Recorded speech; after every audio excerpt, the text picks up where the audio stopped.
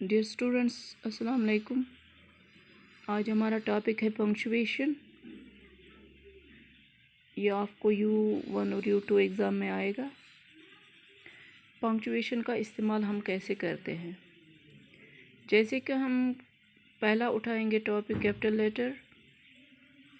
आपको ये बचपन से पता होना चाहिए कि जब हम अपना नाम लिखेंगे, किसी का नाम लिखेंगे, चाहे वो स्पेशल नेम हो उसमें भी कैपिटल लेटर, चाहे वो इंसान का नाम हो उसमें भी कैपिटल, टाइटल किसी चीज़ का उन्वान टाइटल, जिस तरह आपके लेसन का नाम है एन एक्सीलेंट फादर, या फुटप्रिंट्स विदाउट फीट, या हम हैप्पी प्रिंस, या हम टोटोज एडवेंचर ऑफ टोटो लिखते हैं, तो these should be in capital letters.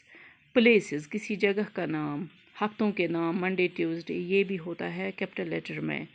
Months जनवरी फरवरी, और स्पेशल डेज़ फेस्टिवल्स वगैरह, ईद वगैरह।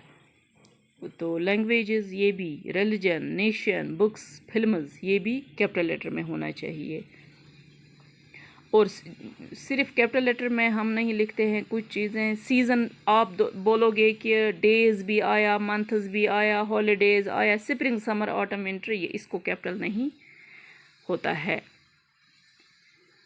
Number 2, full stop. Full stop हम तभी डालते हैं जब हमारी बात कंप्लीट हो। हम कोई भी सेंटेंस बोलते हैं तो इसमें फुल स्टॉप डालते हैं। और एब्रीवेशन के बाद फुल स्टॉप नहीं होता है, जिस तरह doctor DR, mister MR, Mrs MRS, इसमें फुल स्टॉप नहीं होता। और इंट्रोगेटिव सेंटेंस होता है क्वेश्चन मार्क। जब हम किसी से क्वेश्चन पूछते हैं, where are you going, where do you go, when are you going, तो इसमें क्वेश्चन मार्क है, फुल स्टॉप नहीं। जब हम फुल स्टॉप जब हम डालते हैं तो क्वेश्चन मार्क नहीं, जब हम क्वेश्चन मार्क डालते हैं तो फुल स्टॉप नहीं, दोनों चीज़ें एक साथ नहीं होती है। When we ask question then there must be note of interrogation, and when we say something declarative sentence, when we ask when we say something, there must be full stop. When we say declarative sentences, there must be full stop. तो हमें क्या करना चाहिए? Exclamatory sentences हुए जिसमें sudden feelings होती है, चाहे हम खुशी का इजहार करें, शरारत, गुस्सा, सरप्राइज, डर, फ्राइटनड वगैरह। For example, oh you are looking so cute, oh what a beautiful rose, yeah, Ahmed, stop doing that। इसका मतलब है हम नोट ऑफ एक्सक्लेमेशन, ये हमने सडन फीलिंग का इस्तेमाल किया, स्ट्रॉन्ग फीलिंग और सडन फीलिंग। कामा हम तब इस्तेमाल करते हैं जब हमारी बात इनकम्प्लीट हो, मगर आधे ही सेंटेंस पे पाज करते हैं, उसका मीनिंग पता चलता है हमें, मगर आधे ही सेंटेंस पे हम we need pause। तो दूसरी जगह पे हम करते हैं, जैसे कुछ सेंटेंसेस में हम कॉमास डालते हैं, एज हम कहते हैं कि दे आर एज फॉलोइंग, तो हम सेंटेंसेस लिखते हैं। when we got the place where we had left the camera, आधा, then comma, we found the someone had taken it। I never liked history, I feel quite inclined towards it। ये आधा sentence, I never liked history, इसने meaning तो दी, अब इसको और कुछ बोलना है तो कामा इसीलिए है। फॉर एग्ज़ाम्पल, हमें चीज़ें लानी है, हम बोलते हैं मुझे क्या क्या लाना है, मुझे लाना है 6 प्लेट्स, कामा 9 कप्स, कामा 1 केटल, कामा 1 नोटबुक, कामा 1 पेन, ऐसे ही हम कामा डालते हैं। If one is before the last time, if and is before the last item, then the final comma is not generally needed। जब हम लास्ट वर्ड लिखते हैं ना, चाहे हम लिखेंगे इस तरह, मैं आपको समझाती हूँ कि मैं कैसे ये लिखूँगी। फॉर एग्ज़ाम्पल, मैं लिखूँगी ए पेन,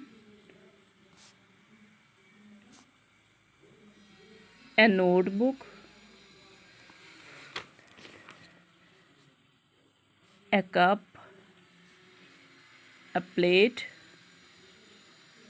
अब लास्ट लिखना है and, कामा नहीं, and a glass, या फुल स्टॉप नहीं। इसी तरह हम करते हैं use separating words such as yes और नो। जब हम येस बोलते हैं तो कामा, नो बोलते हैं तो कामा, थैंक यू बोलते हैं तो comma, does he, comma, doesn't he, can't I, shall I, etcetera. मतलब क्वेश्चन टैग आपको समझ में आया? जब हम येस नो बोलेंगे और क्वेश्चन टैग चाहे स्टेटमेंट हो पॉजिटिव में, नेगेटिव क्वेश्चन टैग, स्टेटमेंट हो नेगेटिव में तो positive question tag. We sometimes make question like this,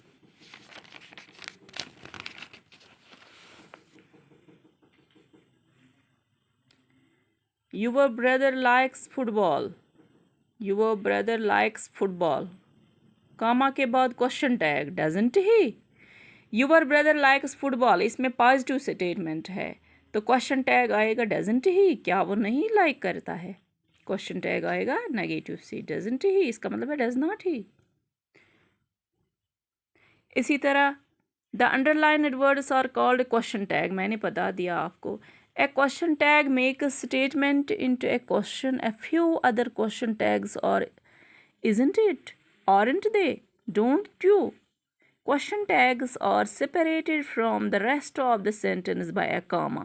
आपको नज़र आएगा question tag को comma है। Isn't मतलब यहाँ पे ऊपर जो comma है, यहाँ पे ऊपर जो comma है, यहाँ पे ऊपर जो comma है, आपको समझ में आया होगा। Words and phrases like yes and no, no, I am, देखो आप देखो कामा कहाँ कहाँ पे यूज़ होता है। अब एपोस्ट्रॉफ, एपोस्ट्रॉफ मीन्स पोजेशन, किसी का, पोजेशन मीन्स किसी का। Possession, use an apostrophe to show that someone owns something, यानी कि ये चीज़ किसी का है। If only one person owns something, use apostrophe s.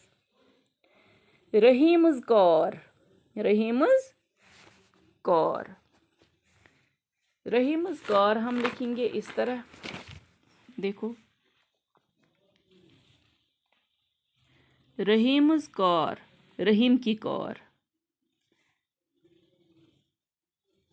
शीला's notebook. मैंने वैसे क्लासरूम में भी आपको सिखाया है कि जब जिस तरह हम लिखते हैं चाइल्ड हुआ एक बच्चा, चाइल्ड हुआ सिंगुलर, चिल्ड्रन हुआ प्लूरल, जब हमें इनकी पोजीशन दिखानी हो, चाइल्ड्स जिस तरह हॉस्पिटल पे लिख के होता है चाइल्ड्स हॉस्पिटल, या चाइल्ड्स नहीं होगा, चाइल्ड्स हुआ बच्चे का, एक ही बच्चे का, चिल्ड्रन हुआ प्लूरल। जब हमें लिखना होगा कोई चीज़ बच्चों का तो चिल्ड्रनस, बच्चों का, यानी कि हॉस्पिटल पे भी लिख के होता है चिल्ड्रनस हॉस्पिटल, चिल्ड्रनस डॉक्टर। हम आम तौर पे कहते हैं, हमें लगता है ये चिल्ड्रन है, CHILDRENS।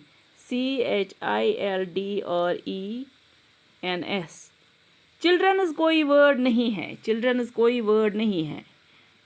जब चिल्ड्रनस हो तो इसका मतलब है एपोस्ट्रॉफ एस और कामा, एपोस्ट्रॉफ एस कामा नहीं, एपोस्ट्रॉफ एस। चिल्ड्रन लिखना है पहले, फिर ऊपर एपोस्ट्रॉफ, फिर एस। इस चिल्ड्रनस का मतलब है बच्चों का।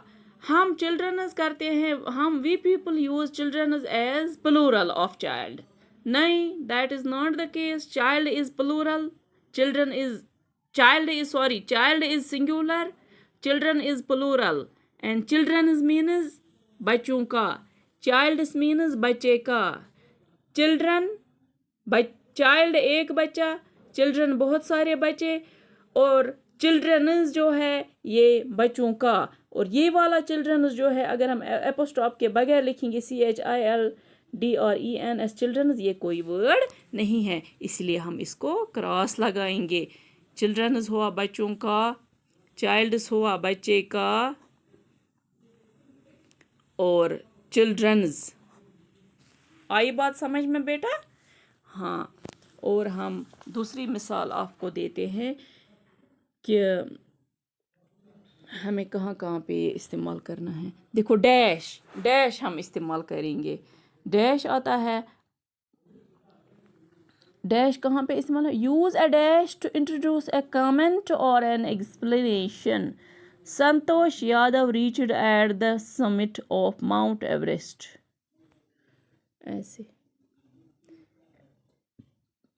इसी तरह I like fruits dash, I like fruits dash के बाद आएगा orange, banana, pomegranate. Your father a great farmer who sows great variety of soybean visited CM's house। इसका मतलब है कि हमें अगर बोलना हो your sister, इसके बाद अगर हम डैश डालेंगे, इसका मतलब है इसके बारे में कुछ कुछ बोलना है। आई बात समझ में? क्वेश्चन मार्क नहीं, सॉरी, कोटेशन मार्क्स। देखो बेटा, जब हम किसी की एक्चुअल बात करते हैं, the quotation marks for the extract of a book और for words actually spoken. The witness said that someone called like this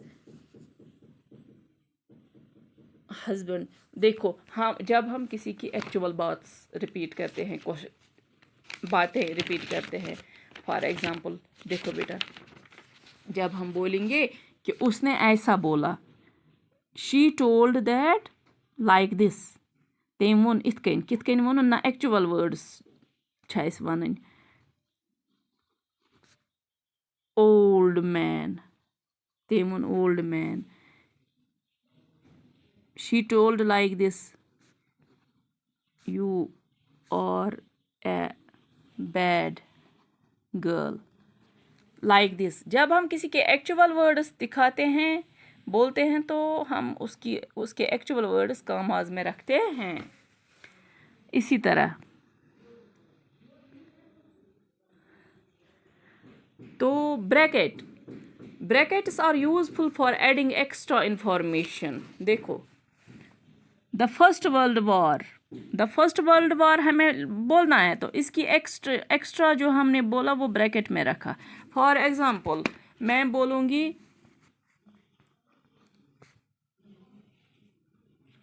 gorgeous, अगर मैं इसके बारे में कोई एक्स्ट्रा इंफॉर्मेशन दूंगी तो मैं लिखूंगी अमेजिंग। आई बात समझ में? तो आज का टॉपिक इतना ही है। Thank you very much.